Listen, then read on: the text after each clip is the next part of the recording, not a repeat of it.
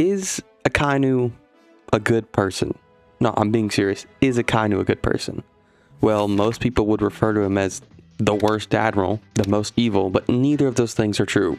Green Bull now holds the title for the worst of the bunch, and Akainu is the fleet admiral now. But still, people believe him to be one of the big three end villains. I disagree, and I think his character role in the story is entirely misunderstood.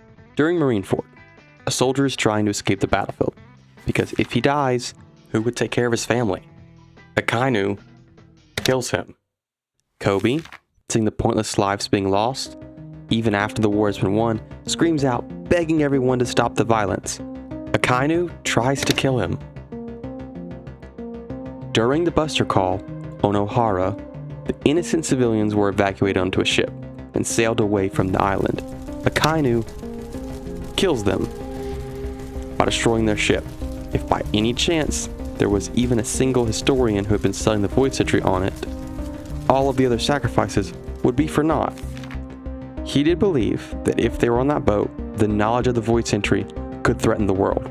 In his mind, he was good. But that's the thing.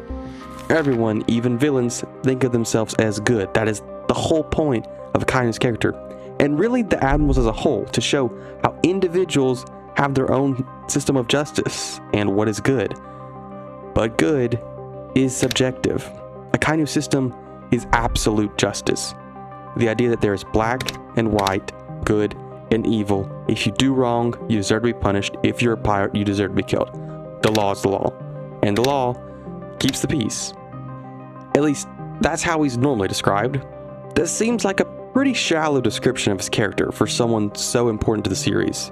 It seems inadequate just to say he has a polarized view of good and evil, that he sticks to the law no matter what, considering the emotional depth of character in most major villains. During Marineford, the reason he killed that soldier was because he wasn't honorable. If the Marines didn't all stand together and fight, the ones who did stay would surely all be killed, and betraying your fellow soldier by fleeing is the same as letting them die. Listening to Kobe and letting the pirates go would allow them to regain power and continue their plundering, meaning all the lives lost in the battle would be meaningless, even if more died to finish the job. If that ship on Ohara would have been spared, it would not only risk the safety of the world, but also undermine every other sacrifice made. Because for good to prevail, as Akainu would say, you must destroy evil at its very roots. Akainu is a utilitarianist. It's a hard word to say. But to be more specific, he is an active utilitarianist. He believes that the action causing the most good for the most people, no matter what, is always the action that should be taken. He may be cold-hearted and cutthroat, but everything he does is for the greater good, or at least what he believes to be the greater good. Although misguided and corrupted by false views, he just wants to destroy evil. He's not like the other villains. He doesn't really take any joy in fights. Every antagonizing monologue he has is calculated, not to boast or just to savor his victory. And about people considering to be one of the last three villains along with Blackbeard and Emu, in my opinion, that was never the case. And now it's more apparent than ever that that role will be filled most likely by Shamrock or potentially Garling. At the end of the story, the world government will be abolished. However, the Marines are still needed to protect the people in the world.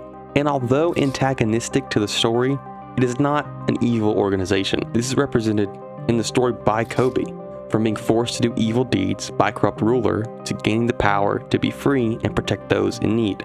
Not only is that Kobe's story, that's the story of the Marines as a whole. Just as Kobe was freed from the chains of a corrupt captain, the Marines will be separated from the corrupt world government. Although reflected by Kobe in the story, the in-world reflection of the Marines is Akainu. Not only is he their leader and therefore the one making most of their decisions, he has also repeatedly complained of the world government's orders and control. Eventually, the full truth of its corruption will be revealed to him. Of course, not before a dramatic fight with one of the protagonists. And he'll probably lose that fight, but he will gain a new perspective. Although not a friend, he will be on the Straw Hat's side. And is Akainu one to sit passive without the pressure of the upper brass on his back anymore? No, he isn't. His final fight will not be a Straw Hat. He'll be put against those who are corrupt. That may be an elder, which is ironic due to them being the ones to recommend him over Aokiji in the first place. Could be Green Bull, which is fitting considering his claim to absolute justice favoring the celestial dragons over the people of the world. or even Kong. Who is Kong? Oh, just the highest non-celestial dragon authority in the world. He was the former fleet admiral, but is now the commander-in-chief of the world government. Although he seems like a morally just character, we just haven't seen enough to say which side he would take in the end. Akainu was introduced in a trio of characters, the three admirals, Akainu, Kizaru, and Aokiji. Now, these are just their epithets, meaning red dog, yellow monkey, and blue pheasant, but I think their names are cooler, so I'm gonna go with that. They were eventually shown to have three different views on justice. Absolute justice, the idea that there is good and evil, and whatever it takes to destroy the most evil and save the most good is what has to be done. Lazy justice is disillusionment, believing enacting justice is rarely important. And unclear justice, no personal or emotional attachment to your actions, only following the rules of which is applied to you by others. Well, Kizaru, the emotionally detached character, was presented with the reality of killing one of his closest friends. Due to the whims of the machine in which he is only a cop, violently reattaching his heartstrings to the sentimental world he is faced with, he is described as an indifferent person who just goes along and follows orders. He ends up as a very emotional character who has to fulfill an order that is the hardest thing he's ever done, and it shakes him to his core. The expectation for his character is subverted. This moment also brings to light a sympathetic side of Akainu, where he tries to reach the fleet in charge of the Buster Call, but the only one still standing to respond is Kizaru. He is at first angry, but after realizing the gravity of what Kizaru has just done, he does sympathize with him. Aokiji, the laid-back character, was challenged to defend his worldview with every last ounce of justice he had and failed, removing any hope he had for justice. This caused him to go from the character who let most people go unless he deems it absolutely necessary, and who is showed to be the most morally just and reasonable of the original admirals, which we see with his casual interactions with the Straw Hats, now to the cold-hearted member of the Blackbeard Pirates who would attack an island, kidnap a girl, and try to kill his former mentor. His character is subverted.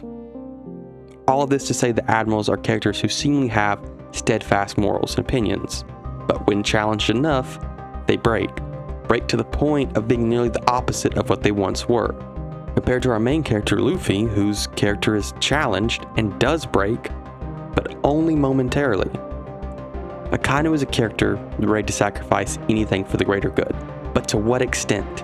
Many people believe Hibari to be Akainu's daughter, due to the fact that they are the only two characters in the series to have a Hiroshima dialect.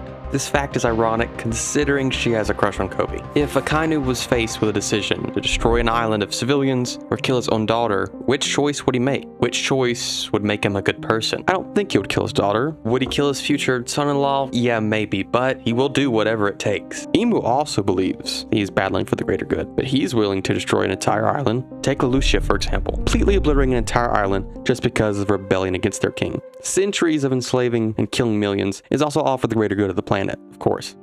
Although an act utilitarianist, Akainu is still a person. Although he may be cold-hearted, he still has a heart. He has done many terrible things, but with good intentions. And what is more important, your actions or your intentions? Akainu's character will be subverted, but does that make him redeemable? And more importantly, does that make him a good person? If you've made it this far, I just want to say thank you. This is my first real video, so please, if you have any feedback, criticism, opinions, just let me know. And again, thank you for watching.